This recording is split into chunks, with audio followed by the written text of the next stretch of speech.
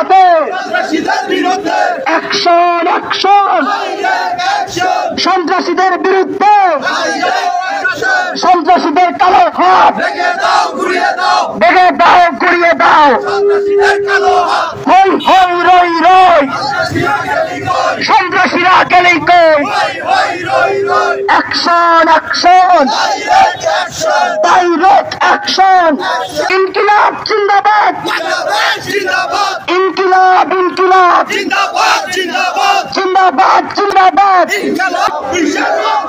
24-এর হাতিয়ার গর্জে উঠুক আরেকবার 71-এর হাতিয়ার গর্জে উঠুক আরেকবার অ্যাকশন অ্যাকশন সন্ত্রাসীদের বিরুদ্ধে আগুন জ্বালাও একসাথে জ্বালো জ্বালো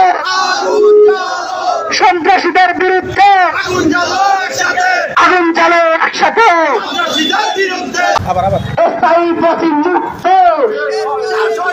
শেষ হয়নি যুদ্ধ আবু সাইদ মুক্ত শেষ হয়নি যুদ্ধ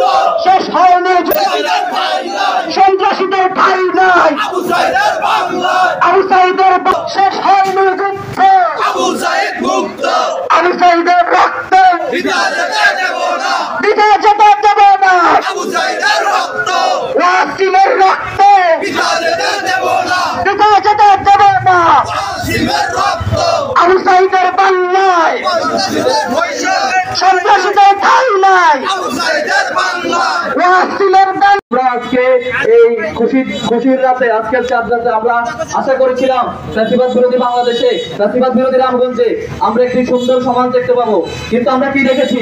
আমরা দেখেছি সন্ত্রাসীরা প্রচন্ড আক্রোশে যারা জুলাই বিপ্লবের সম্মুখ সারির যোদ্ধা ছিল, যারা জুলাই বিপ্লবের মূল নেতৃত্ব ছিল, তাদের ফ্যামিলির উপর তাদের উপর সন্ত্রাসীরা এখনো সুযোগ খুঁজছে হামলা করার জন্য। আমরা 24-এর যোদ্ধারা যতদিন বেঁচে আছি আমরা এই হামলা বরদাস্ত করবো না। আমরা অবিলম্বে আমরা বলতে চাই, যতদিন জুলাই যোদ্ধাদের শরীরে রক্ত আছে ততদিন এই বাংলাদেশে কোনো সন্ত্রাস চলতে পারে না। আমরা হুঁশিয়ার করে দিয়ে বলতে চাই, জুলাইয়ের রক্তের উপর দাঁড়িয়ে যারা আগামী দিনে বাংলাদেশের রাজনীতি করবে তাদেরকে অবশ্যই একই মঞ্চে একই সাথে সহাবস্থানের রাজনীতিতে বিশ্বাস করতে হবে।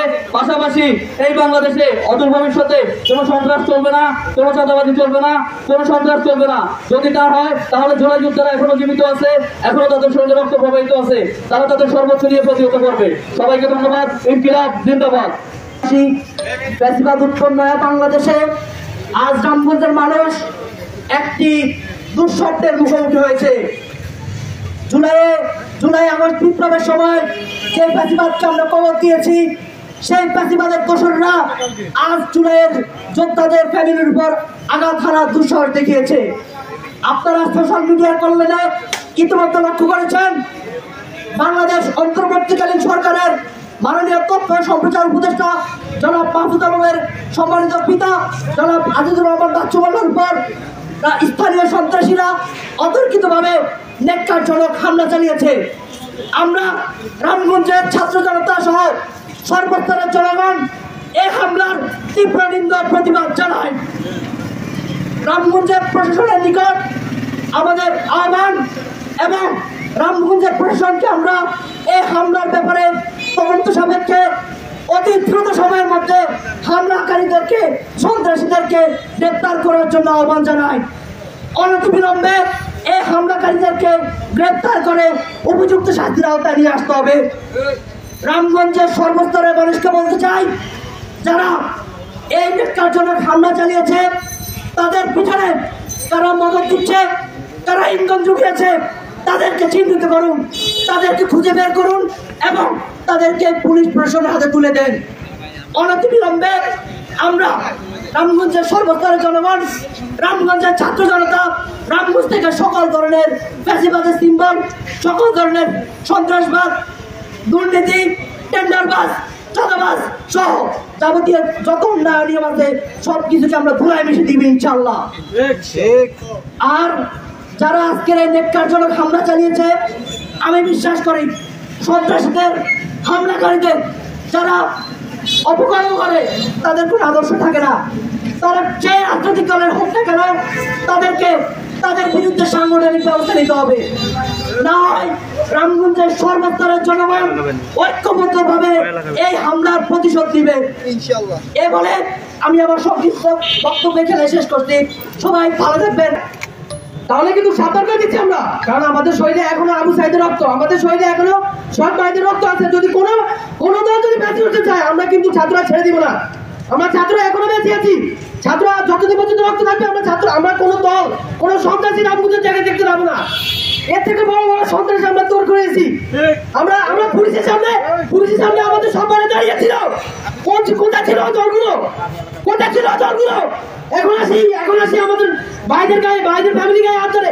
এত সাহস পায় কোথাও। আমরা আইনের দৃষ্টি করছি, আইন যদি ঠিক করে ওদের ব্যবস্থা নেয়, তাহলে ছাত্ররা মারিতে ওদেরকে জবাই করে দিবে। যদি পুলিশ বাহিনী ওদের তাড়াতাড়ি ওদের অবিলম্বে যদি বিচার ব্যবস্থা না করে, তাহলে আমরা ছাত্ররা ব্যবস্থা নিব। আমরা প্রশাসনকে নির্দেশ করছি, প্রশাসনকে আমরা অনুরোধ করছি যেন তারা তাড়াতাড়ি ব্যবস্থা করো। নাহলে আমরা ছাত্রদের গায়ে কিন্তু ওই এনার্জিটা এখনো আছে, ছাত্রদের মধ্যে এনার্জিটা এখন আছে। ছাত্ররা কোনো মাত্র একটা জালিমটা দূর করছে। এই জালিমটা শেষ করতে বেশি দিন লাগবে না। আমরা করতেছি যেন প্রশাসন নির্দেশ করতেছি, প্রশাসন যেন তাদের ব্যবস্থা নেন। নাহলে আমাদের ছাত্র জনতা আমরা যতগুলো ব্যবস্থা দেওয়া দরকার ততগুলো ব্যবস্থা নিব। এবং আমার বক্তব্য শেষ করে আগের দিন আমরা সবাই অত্যন্ত বাংলাদেশি প্রেসিডেন্ট মুক্ত একটা দেশে, আজ সেই দুঃসময়ে আজকে ইফতারের কিছুক্ষণ পরে গণপ্রজাতন্ত্রী বাংলাদেশ সরকারের অন্তর্বর্তী সরকারের মাননীয় তথ্য সম্পদ মন্ত্রণালয়ের উপদেষ্টা জনাব মাহফুজ আলমের পিতা জিরমান বাচ্চুমোল্লাকে সন্ত্রাসী কর্তৃক আঘাত করা হয়। উনি এখনো হাসপাতালে ভর্তি। আমরা